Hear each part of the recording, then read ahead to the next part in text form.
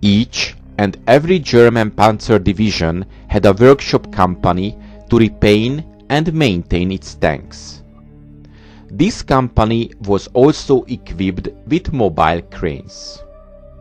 As the German tanks became bigger and bigger, the size and the capacity of the cranes also increased.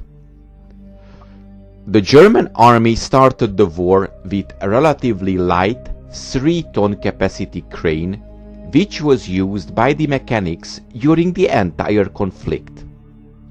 They were used for lifting engines, gun barrels, and also for different towing tasks.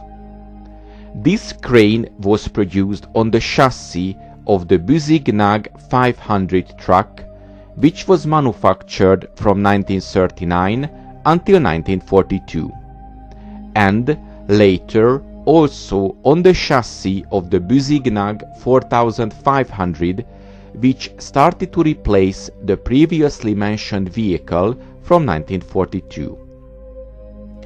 The workshop companies of the army started the Russian campaign with this 3-ton capacity crane, but shortly after the invasion, a new mobile crane appeared in the arsenal of the mechanics.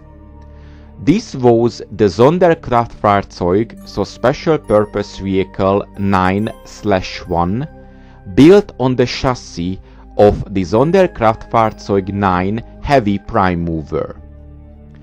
A new upper body was used, which mounted a 6-ton capacity crane in lieu of the crew's bench seat and cargo compartment. It was issued to tank maintenance units from the beginning of September of 1941. Here you can see the crane as it removes the engine from a Panzer III tank. As you can see, the sideward supporters were not needed for such light loads.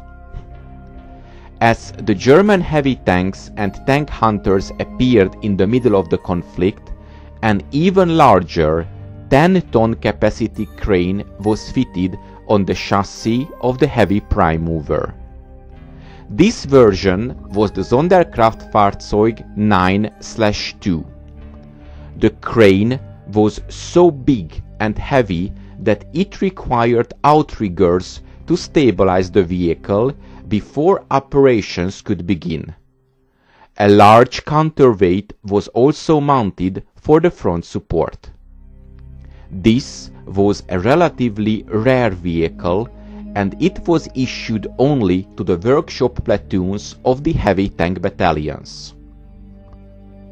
Later in the conflict, the same 10-ton capacity crane was fitted on a Faun L900 heavy truck, which was manufactured between 1936 and 1939.